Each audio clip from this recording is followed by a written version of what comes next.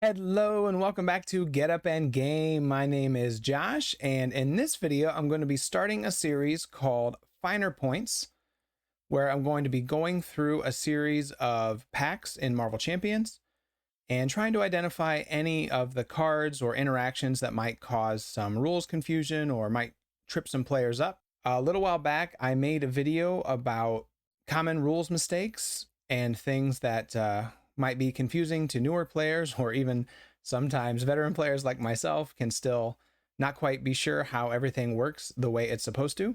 And in that video, not only did I talk about sort of the core rules of the game and what might be confusing about some of them, but I also went through the core set cards and talked about any rules interactions with the cards specifically that might be confusing. And I had some people ask if I wouldn't continue doing that through the rest of the card pool. So that's what I'm going to be doing in this video. I'm going to do the rest of the first cycle since we've already covered the core set in that video, which I will link in the description if you didn't see it. And so we'll be going from Green Goblin to Hulk, and we'll just see if we can find any tricky rules situations or cards that maybe just have specific things that would be good to be reminded of. And then in the future series, I'll probably do the campaign box and the rest of that cycle. So there should be a few of these coming down the road. So let's just get started with the Green Goblin scenario pack. So this pack comes with two scenarios, Risky Business and Mutagen Formula. So if we just take a look at some of the cards in the Risky Business scenario, this one is all about counters being added to this Criminal Enterprise card or the State of Madness on the other side. And occasionally Norman Osborn is going to flip to Green Goblin back depending on the number of counters on these cards. I think this one is pretty straightforward. Let's find a few things that might be worth mentioning. So of course, when you flip to the Green Goblin side, after you remove all the counters from the Criminal Enterprise card here, he deals indirect damage to you in stage 1 and stage 2. And it's just always worth reminding us that indirect damage can be spread around between all your allies and your hero, but you cannot assign more indirect damage to a character than would kill it. So if you had an ally with 2 hit points remaining, you could assign 2 indirect damage to it if you wanted to, killing that ally, but you couldn't assign, say, all 3 or more indirect damage to that one character because they don't have enough hit points left. So you could assign as much as they have left, and then you'd have to find somewhere to put the rest of it. But it's worth noting that if you play him an expert and his stage 3 gets revealed, he's just going to deal 4 damage to each player. That's no longer indirect. So it's going directly to the player, whether you're in hero or alter ego, you're going to be taking 4 damage. Another tricky interaction that can happen with Risky Business is we have these hired guns, and they have this boost effect to place an infamy counter on Criminal Enterprises, or if you cannot, remove 1 madness counter from State of Madness. It's entirely possible that Green Goblin could be attacking you. This boost could be revealed, which would then take the last counter off of State of Madness, which would flip him back to Norman Osborn, who normally doesn't attack you with damage. He just puts counters on the Criminal Enterprise environment card instead. But if Green Goblin is attacking and that boost effect would remove the last State of Madness counter, causing him to flip back to Norman Osborn, he would still be attacking you at that point. The star in his attack here indicates that he has 0 attack. So it would just be a 0 attack plus however many boost icons. In this case, the hired gun would be giving you 2 boost icons. So you'd probably end up taking 2 damage unless he had some additional boost cards. So it is possible for Norman Osborn to attack you. It's just unusual. And I think that's pretty much all that's worth mentioning in Risky Business, because pretty much every card just has to deal with adding infamy counters or removing State of Madness counters. They're all pretty straightforward. So let's move on to the Mutagen Formula. Now, the one thing that always trips me up, and it's right on the card, it's nothing confusing, but I always forget that after Green Goblin attacks and damages you, to place a threat on the main scheme. So be sure to remember to do that. Another thing that is important to remember with these Goblin Soldiers and the Goblin Thralls are the same. They have this boost effect that puts the minion directly into play engaged with you. If this happens as part of the Goblin's normal attack activation in step 2 of the villain phase, that means these minions will be in play when it's time for the minions to activate. So if you do get a Goblin Soldier as your boost effect, don't forget to also have them activate against you. They're either going to scheme or attack, because the boost effect is resolved before the villain's activation is complete. And so they will be in play in time to attack or scheme against you. The pumpkin bombs deal indirect damage, but we already talked about how that works. With the overrun side scheme, it says each player must discard 2 cards from the encounter deck and put each goblin minion they discarded this way into play engaged with them.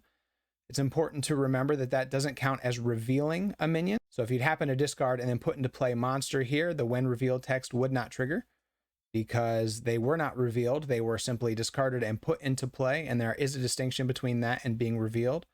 When revealed specifically means when revealed from the encounter deck, either as a face down encounter card or from a surge, or if there's another effect that tells you to put them into play and then reveal them. But if the word reveal is never used, then you don't have to worry about being stunned. There is another interesting interaction in Green Goblin where he has this I see you treachery that says that he can attack you even in alter ego form, which is unusual, but it can happen. And it says, do not give the villain a boost card for this activation.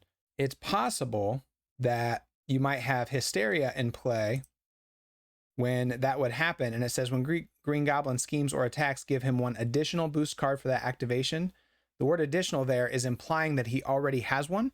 So if he does attack you in alter ego with the I see you treachery, and he does have Hysteria, he won't end up with a boost card because he doesn't already have one, so he can't get an additional one. With the card Wicked Ambitions, it's important to remember that anytime you're discarding cards from the encounter deck looking for a specific type of card, or you're flipping over looking for something, it says to discard X cards from the encounter deck where X is equal to double the villain's stage number. So say you're playing him on Expert and he's on stage 3, so he's going to flip 6 cards. If you run out of the encounter deck before you're done flipping cards, say there's only 3 cards left in the encounter deck when this treachery is revealed, you'll simply discard those 3, and then the effect will be considered satisfied. You'll have to shuffle the encounter deck and put an acceleration token on the main scheme, but you don't have to keep discarding cards. Anytime you're discarding cards looking for something and the deck runs out, you have to stop there. So that's nice when it's encounter card effects, but remember that's also can be bad if you're looking for something in your own deck, the player deck, and you're discarding cards trying to find something. Once it's empty, it's empty. You don't get to keep discarding cards when you reset it. Just one little thing in the Mess of Things modular encounter set that comes with the Green Goblin pack. Scorpion has Quick Strike. If you're in Alter Ego, Quick Strike doesn't trigger. So that's a little thing. It's easy to forget. Quick Strike only affects heroes, not Alter Egos. Power Drain deals a lot with both indirect damage and discarding cards from the deck, but we already talked about both of those. And I did see one question in the rulings about media coverage here. It says, if it's attached to you, you have to resolve each when revealed ability that you reveal one additional time. That's referring specifically to when revealed effects from cards from the encounter deck. Somebody asked if you have this in play and you defeat a villain and then their next stage has a when revealed effect. This does not cause it to trigger a second time because you didn't reveal it. The next villain stage is simply revealed for all players. So that was a little one I had never encountered, but I thought that was interesting. So I figured I would mention it. But I think that's everything I see that might be a little bit out of the ordinary in the Green Goblin pack. Didn't see anything too much here. So next, let's talk about Captain America's cards. So there's definitely going to be a few things here worth noting. First of all, his Alter Ego ability reduces the cost of the first ally played each round by 1, the Living Legend. That, of course, only applies when the Alter Ego is face up. You know, you don't get to start your turn in Captain America and just remember that Steve has that power. You have to be an Alter Ego.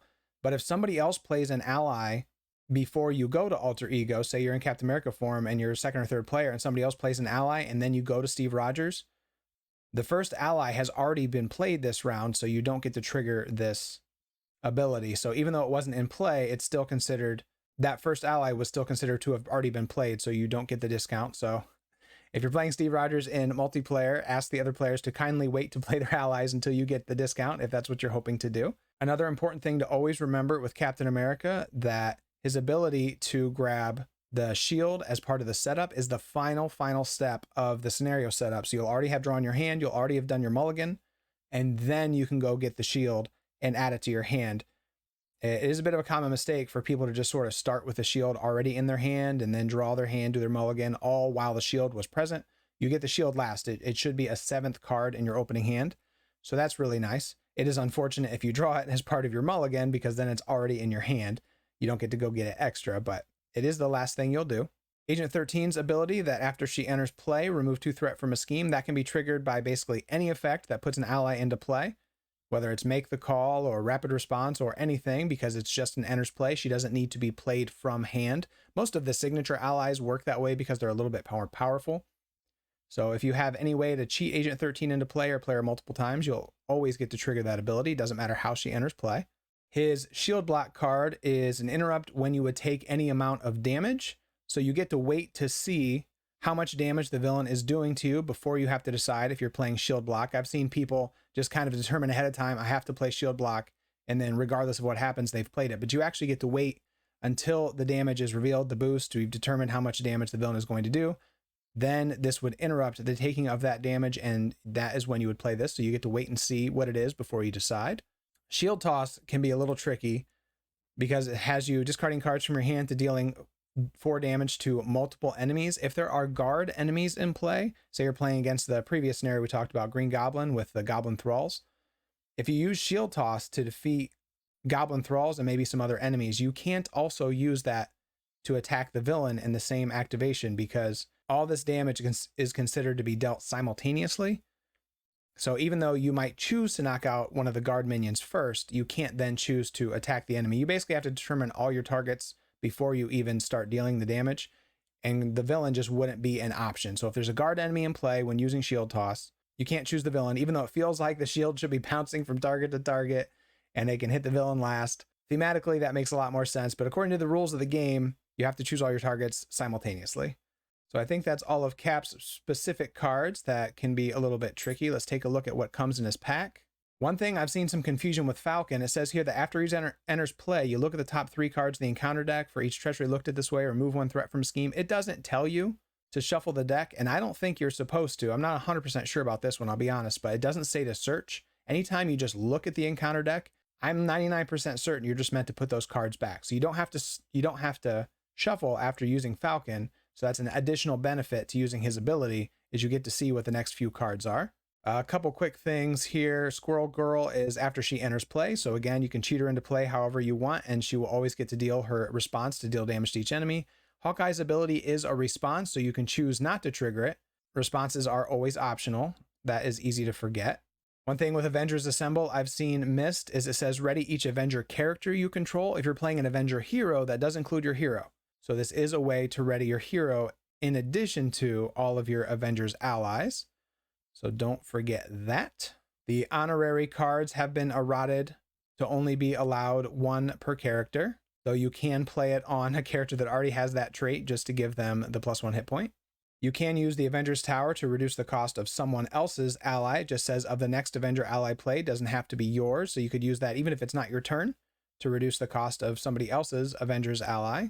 So that's nice.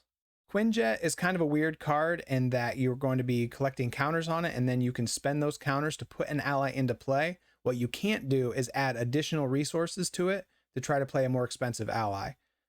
So maybe it has 2 counters on it, and then you're wanting to play a 4-cost ally like Falcon. You can't discard the Quinjet and then add 2 more resources to play it. I've seen that mistake made. You just have to wait until it has enough counters. It could be a cheaper ally than how many counters are on the Quinjet, but you can't add additional resources to it. I might have talked about this in the core set video, but Make the Call can be used to put any ally from anywhere into play from any discard pile.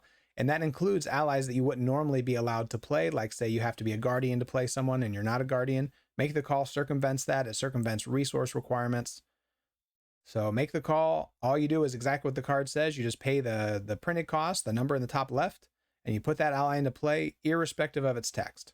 Well, I think that's everything I see in the Captain America pack, so nothing too complicated, but a few things worth mentioning. So now we'll move on to the Ms. Marvel pack. Now, the way Ms. Marvel herself works can definitely generate some misunderstandings or rules questions. Because her ability is a response, after you play an attack, thwart, or defense event, exhaust Ms. Marvel and return that event to your hand. There are a lot of tricky interactions that can come from that. But basically, after you play one of those types of cards, you can return that to your hand with her ability by exhausting her, and then you can immediately play that card again. So, for example, one of my favorite things to do with her is with Wiggle Room. You can play this from your hand. When you would take any amount of damage, prevent 3 of that damage, draw a card. So say you have some incoming damage, the villain attacked you, you can play that card to prevent 3 of it, draw a card, return that to your hand with Ms. Marvel's ability, and then immediately play it again, because you can play as many interrupts and responses to the same triggering condition as you want to. So you could actually prevent 6 damage with Wiggle Room and draw 2 cards. That's absolutely awesome. And you can do that with lots of things like Turn the Tide, where if you remove all the threat from a scheme, you can play that from your hand to deal 3 damage. You could return that to your hand with Ms. Marvel and then immediately play it again. You're still responding to the same triggering condition. All of these things are responses and they can all be played together before you finally decide to stop responding to the same triggering effect. So you can do a lot of really cool things with Ms. Marvel that you actually have to know the rules decently well to even know that you can do. Her alter ego ability that lets you discard cards from the top of your deck until you discard a Ms. Marvel card. Again, if your deck runs out before you find one, you're just going to have to reset your deck, deal yourself an encounter card, and then stop. You don't get to keep flipping for more cards. One thing that's easy to miss with Nakia Bahadir here is it is an alter ego action that you have to exhaust her to reduce the cost of the next card you play this phase by 1. You have to exhaust that in alter ego, but you could still go to hero form before you actually use it. That just creates a lasting effect that's saying the next time you play a card, it's reduced by 1. So you could exhaust her, flip into hero form, and then use that discount to play something that is a hero card. Now, Embiggen and Shrink can cause all kinds of questions. So the way Embiggen works, when you play an attack event, exhaust it to increase the amount of damage that event deals by 2. Because it's increasing the damage dealt by the event, it increases all instances of damage dealt by that event. Like she comes with melee. Let me find it here. It says deal 3 damage to an enemy, deal 3 damage to another enemy. If you use Embiggen on this, you increase both instances of damage, deal 3 damage, deal 3 damage. It's going to deal 5 damage and 5 damage. So any attacks you play that have multiple instances of damage are all boosted by Embiggen because it doesn't specify that the next attack, that the attack is increased by 2. It specifies that the event is. So you can do some really cool things with Embiggen. And Shrink is the same way. Like if you play multitasking with her, she would increase both instances of threat removal by 2 because it increases the whole event. Nova's ability here that when an enemy initiates an attack against you, you can spend a lightning resource to deal 2 damage to that enemy. It's important to note that you can only do that once each time an enemy attacks you. Even though you can do as many different responses and interrupts to the same triggering condition as you want to, each individual response can only be triggered once. So his interrupt here, you can't just keep spending lightning resources to deal 2 damage. If they attack you, you're just going to do it once and it's done. Now, if you had another effect that also was triggered by the enemy initiating an attack against you, you could also trigger that, but you can't just keep triggering Nova over and over again just off of one attack. Preemptive strike that cancels boost icons and deals damage back. You can only play this if there are boost icons to cancel. And if you have 2 preemptive strikes in your hand or some other effect that also cancels boost icons, you can't play more than one because once the icons are canceled, you can't cancel them again. So say you're being attacked and they revealed a 3 boost and you played a preemptive strike to cancel the boost icons and deal 3 damage back. You couldn't play another preemptive strike to deal 3 more damage because once they're canceled, they're canceled. Kind of similar to Nova here, if you have an energy barrier in play, it only prevents 1 damage from each instance of damage. So if the villain attacks you for 3, you can only use 1 reflection counter from 1 energy barrier to prevent 1 of it and deal 1 back. But if you had multiple energy barriers in play, you could use multiples of them to prevent more of the damage, reflect some of it back. Or similarly, if the villain attacks you, you could remove 1 counter and the energy barrier doesn't exhaust. So then when the minion attacks, if you have any, then you could use the energy barrier again to prevent that damage. With endurance, when that comes into play, it's going to give you 3 hit points immediately, even if you're full. So you'll basically heal for 3 and increase your maximum by 3. Well, I think that'll do it for the Ms. Marvel pack. I don't see anything else too tricky here. So next up is the Wrecking Crew scenario pack. I think all of the villains themselves are pretty straightforward. I think one of the trickiest things with this one is just keeping track of whose cards are whose. Now, thankfully, they're all kind of color-coded, and of course, they've got the names on the bottom. But sometimes the cards do get kind of spread around the table, so just kind of keep an eye on that. Probably the most complicated part of the Wrecking Crew is we look at this escaped convict here. This boost effect, move the active counter to the villain whose side scheme has the least threat.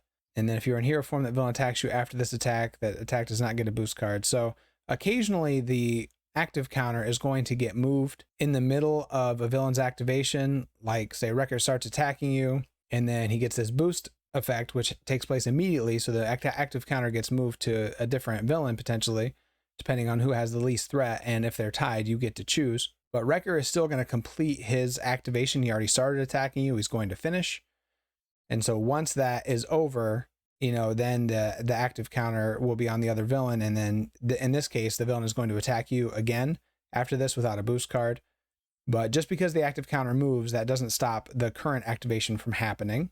Yeah, like here, same thing. You know, the active counter is going to move. It's not going to trigger an activation or anything. It just gets moved in the middle of Wrecker's activation. And then just the other villain is going to be considered active from then on, but Wrecker will complete his activation. One finer point here, this held hostage attachment that it looks like they all have one of. If this gets put on the side scheme, it says threat cannot be removed from attached scheme by thwarting. If you have ways of removing threat that aren't thwarting, like say a surveillance team or a number of other effects that don't have the thwart designator, you can still use those. This is specifically referring to a thwart. So that's a little thing. But other than that, I don't see anything too much in the Wrecking Crew that should cause trouble. Like the scenario itself can be maybe a little tricky just because it has multiple villains. So you just have to keep an eye on that active villain counter. A good general rule for multiple villain scenarios is just that whoever the active counter is on, the encounter cards that refer to the villain are going to refer to the active one. But when you play effects or when you attack that target the villain, you get to choose. That's true here. That's true in Tower Defense, Sinister Six, any of them that have multiple villains. The cards that you play that say the active villain, you get to choose. However, constant effects like Overkill, say you're attacking, let me find a minion here, this escaped convict, and you have an Overkill attack, so it hits him for 2, and then say it was an 8 damage attack, 6 is going to go to the villain. That Overkill does have to go to the villain with the active counter. But if you have an event that just says deal 5 damage to the villain, you can pick whatever villain you want to target. So I think that should be it for the Wrecking Crew. It's not too bad. Along comes Thor. Right off the bat, one finer point with Thor that I missed for a long time is his worthy ability on his alter ego is an action and not a setup. You know, Captain America, he goes and gets his shield once at the beginning of the game as a setup. Same with Black Panther with an upgrade. But Thor can summon his hammer whenever he is in alter ego as an action. So it's fun to make good use of this. You can use the hammer as a resource and then call it right back. So that's part of what I think is meant to make up for his low hand size, is that you can keep summoning the hammer. So, you know, if you use a hammer throw in hero form, return the hammer to your hand. And then if you're able to go to alter ego, now that you have that hammer in your hand, you could discard it for a resource and then use worthy to pull it right back. So that's a pretty cool little trick that I think sometimes gets overlooked just because we're so used to those effects being set up. But it is an action. Now with his response, the Have At Thee, where you get to draw 2 cards when you engage a minion, keep in mind that is only on your hero side. So you start the game in alter ego. You know, if a minion comes into play at the beginning of the game or something like that, you don't get to draw the cards because Thor is not in play. So that does only happen in his hero form. With Defender of the Nine Realms, this discard cards from the top of the encounter deck until you discard a minion, and putting that into play engaged with you is a cost because it has a little arrow right here. So if you use this and you flip cards from the encounter deck and you don't find a minion, you don't get to remove the 3 threat from the scheme because you didn't satisfy the cost. So keep that in mind. This for Asgard is an alter ego action. I think that is also easy to miss. Sometimes these event cards that are alter ego actions, it's very easy to accidentally play them in hero form. It's worth noting that Lightning Strike here is not an attack. Even though it says this attack ignores tough status cards, they did errata that to say this damage. So if you use this and there are enemies with Retaliate in play or Guard, this doesn't interact with those because this is not considered an attack. It also doesn't trigger things that trigger off of attacks though, like, you know, if Moment of Triumph says after your hero attacks and deals so much damage, this is not an attack. So I think that's anything. So I think that's everything that kind of stands out to me from Thor's hero cards. He's pretty straightforward. Now, if we look at the cards he came with, see if there's anything tricky here. With Hall of Heroes, keep in mind, it does say after you defeat a minion, place 1 glory counter here. So if you were to use an ally to defeat a minion or a support like Tech Team, then you would not get the glory counter because Hall of Heroes here specifically says you. In this case, the you is referring to your hero defeating the minion. Same thing with Battle Fury. After a hero attacks and defeats a minion, it's got to be Thor. Yarnborn, similar to what I said about Nova, you can only trigger it once per attack. After a hero attacks an enemy, spend a punch resource, deal 2 damage. So you attack and then you can spend a punch resource once to deal that damage. You can't just keep responding with the same effect. Loki, such a pain. His ability, when he would be defeated, discard the top card of the encounter deck. If it's a treachery, you heal all damage from him instead. That language, when he would be, do this thing instead, indicates that if that does happen, he is not considered defeated. So if you have effects that trigger off of an enemy being defeated and this interrupt is successful, then you can't play those effects because he was not considered defeated. I saw one question in the Hall of Heroes rulings that if you deal overkill damage to him, say you hit him for 8 with overkill, the 4 damage will spill over because overkill doesn't require the enemy to be defeated, but then he might end up staying in play depending on the flip of the encounter card. But you couldn't trigger, say, Battle Fury off of him because you didn't attack and defeat a minion if he stays in play. And I think that should do it for Thor. Nothing else too complicated here. Oh, one thing I probably should mention, just in case you would hate to miss this. Thor's ability, Have at Thee, is after you engage a minion, draw 2 cards, limit once per phase. That does trigger on the hero phase and the villain phase. So if you put a minion in front of you with the Defender of the 9 Realms, you get to draw 2 cards during the hero phase. And then if a minion engages you from the encounter deck, say in the villain phase, you get to draw 2 cards there. So it's possible to have 8 cards in Thor's hand. A lot of the hero powers tend to only work on the hero phase. So keep in mind that his does work on both because it is a response, not an action. If it were an action, you wouldn't be able to do it during the villain phase, but it is a response. So that is super good. So that's going to be the end of Thor. Moving on to Black Widow. For the most part, there's not too many things with each, but I think it's worth noting some of these things. Hopefully these will be quick videos. Get in, get out. You might hear something you hadn't thought about, but hopefully the game's not so complicated that we have to talk about too many of these things, but there certainly are some things worth mentioning. Now, there are definitely a couple weird things with Black Widow, especially in regard to guard. With this Acrobatics card, this card is considered an attack. When a boost card is turned face up, discard it and cancel the boost icons on that card. Deal 1 damage to the villain for each boost icon canceled this way.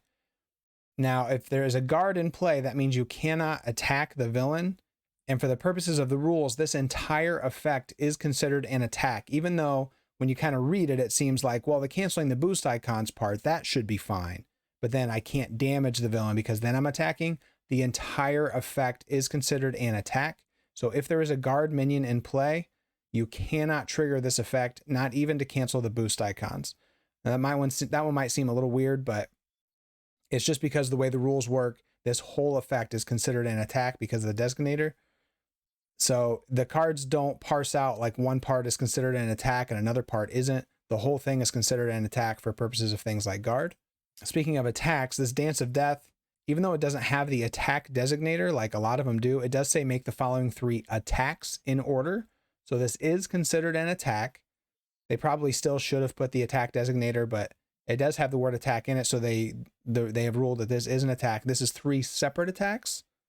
So if you were attacking things with Retaliate, each instance of this would trigger Retaliate. Say you use this all 3 against the same enemy with Retaliate. Each one would trigger Retaliate because these are 3 separate attacks. But if you were stunned, the first one would clear your stun because you tried to attack and then the stun was discarded instead. But then the next 2 would still trigger. So this is actually a nice way to clear your stun and still deal some damage. With the grappling hook here, it says when you reveal a treachery, discard grappling hook, cancel the effects of that treachery and discard it. That is all the effects of that treachery, including things like Surge and Insight.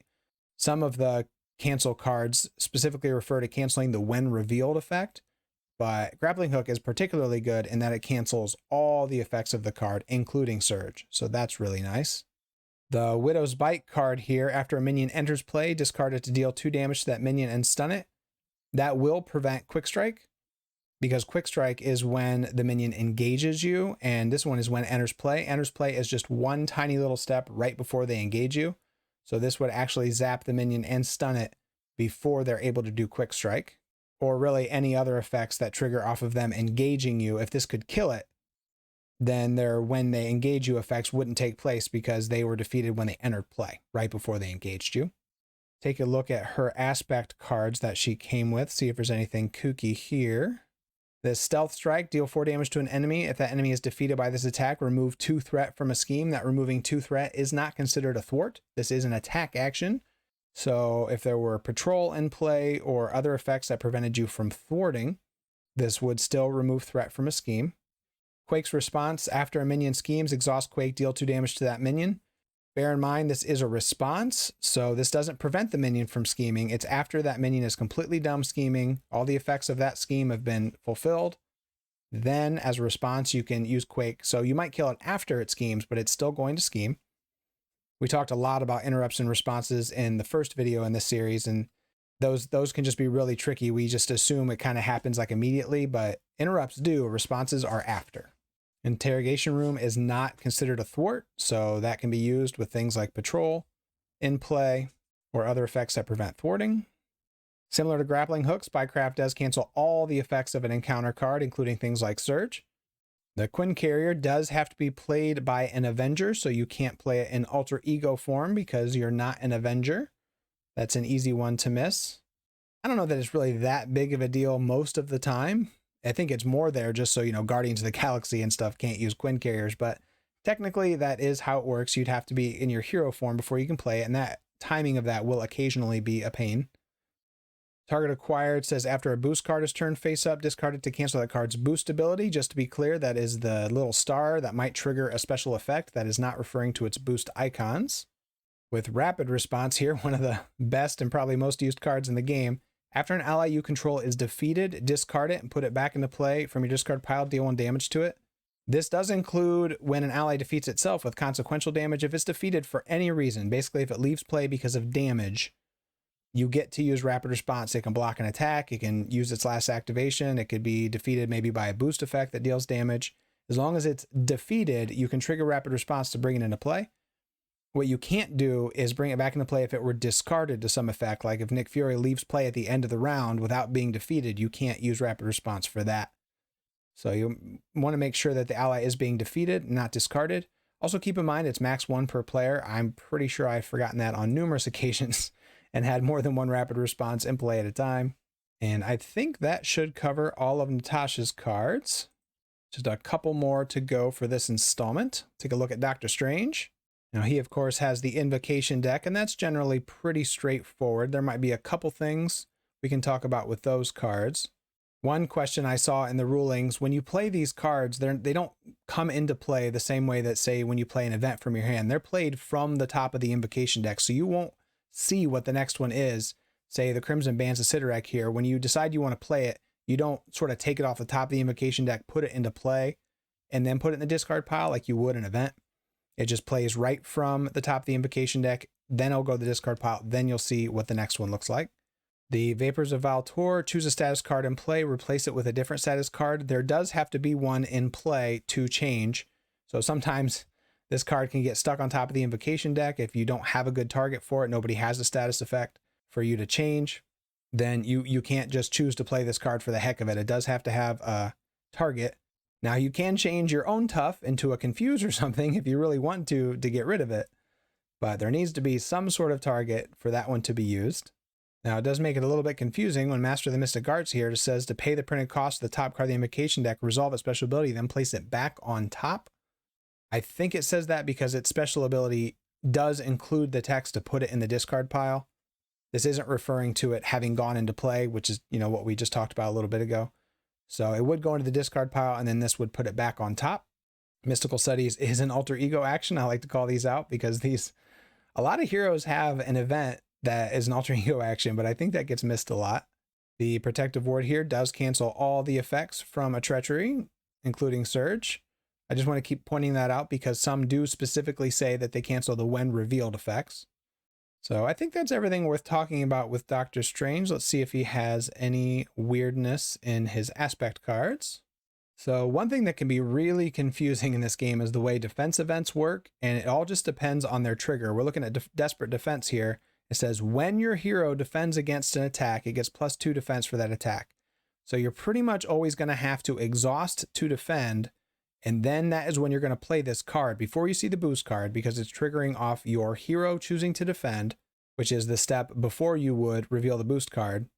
It's going to give you +2 defense, and then it creates the lasting effect if you take no damage from that attack, ready your hero. So that will take place after, but you have to play this when you defend.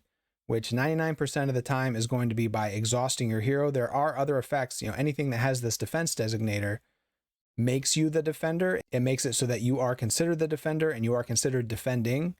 But the trigger here is when your hero defends against attack. So you have to be defending in some form or fashion, which, like I said, 99% of the time is going to be exhausting to defend. Then you can play this card and you'll get to ready after if you take no damage.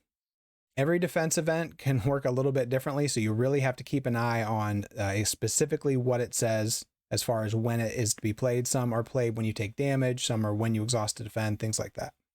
This momentum shift, this heal 2 damage from your hero is a cost. So you can't play this card if you can't heal 2 damage. Even if you can only heal 1, you have to be able to heal 2 damage to play this, and then you can deal damage to an enemy. Just so you know, they did errata the warning card here to take the defense designator off of it, which is really unfortunate. But this no longer counts as a defense. It has the defense trait. I don't know if they removed that too, but this will not trigger effects that are triggered by defending, which is a real shame because it's a really cheap card. It's not that great, but it would be really good to use with other effects to make you considered to be defending, but it won't trigger those. The Sorcerer Supreme only works in hero form. I've seen a lot of mistakes made where people take the +1 card in Alter Ego as well, but that is only while you're in hero form.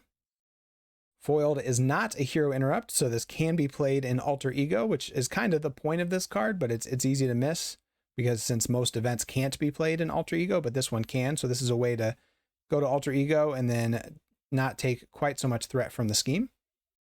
Counterspell here specifically says attached to your hero, so if this gets revealed while you're in Alter Ego form, you can just ignore it and it goes away. And I think that should do it for Doctor Strange's cards. So then the last one we're going to look at for this video is Hulk. I don't think we'll find too much in Hulk's cards that are too tricky. They're all pretty straightforward. Most of them aren't that great necessarily, but at least they are easy to understand. Make sure you keep an eye on Limitless Strength. Can only be played in hero form. I've seen that mistake made before. And of course, Banner's Laboratory can only be used in Alter Ego. But yeah, I don't think there's too much when playing Hulk that should trick you up. Let's see about his aspect cards. Just make sure with Sentry here, where he says to deal yourself 1 encounter card, that you don't reveal that encounter card until the step 3 of the villain phase. It just gets put face down in front of you, the same as if your deck ran out or something. Those cards are almost always revealed during step 3. Occasionally you'll reveal encounter cards during the hero turn, but it's pretty rare, so you don't have to deal with that immediately. With Toe to Toe, you have to make sure you resolve cards 1 sentence at a time. So where it says choose an enemy, that enemy attacks you, you have to go through the entire attack activation before you're going to deal 5 damage to that enemy. So the enemy's going to initiate its attack, it's going to do its boost card, it's going to resolve all its damage, any other effects that resolve from an attack being made, an activation happening, and then you'll deal 5 damage to that enemy. So you have to at least survive the attack to hit them back. Beat Cop's activation is not a thwart, so just keep that in mind, and its ability to discard to deal damage is not an attack. So they can get around certain effects that care about those things. Inspiring Presence is going to be played by Avengers. I've made that mistake before. Electrostatic Armor requires you to defend. This isn't the same thing as Retaliate, even though it acts very similarly. You do have to defend against an attack, whereas Retaliate always deals the damage whether you defend it or not. Electrostatic Armor requires you to defend in some form or fashion. Now that could be you exhausting to defend, that could be you playing an event like Sidestep that has the defense designator. As long as at some point you become considered defending, you will deal the damage, but it won't if you are not considered defending. Unlike most obligations, Inner Demons here doesn't give you any options. You have to flip, and then you just do whatever it says with whatever form you end up in, and then it gets discarded. So most obligations tend to work a certain way. This one does work differently, so make sure you keep your eye out for that. And I think that is going to do it. So I think there were a few things worth mentioning in there. Hopefully you found something there that maybe you didn't know or had forgotten. And if you have any specific questions about any of the packs we talked about here, feel free to ask in the comments. I'd be happy to try to answer those for you. Next time, we will take a look at the Rise of Red Skull. And then, depending on how long that takes, maybe we'll do the rest of the cycle, or maybe I'll just do a campaign box. I don't want these videos to be too long, and we're not in any hurry, so we'll just kind of take them at what seems like a reasonable amount at a time. But until next time, I want to thank you for joining me. If you found this helpful or interesting, I just ask if you wouldn't mind clicking the like button. That helps more than you know. And feel free to subscribe to the channel to follow along for more of these, as well as other Marvel Champions content. And I look forward to seeing you next time we get up in game. Take care, folks. Bye-bye.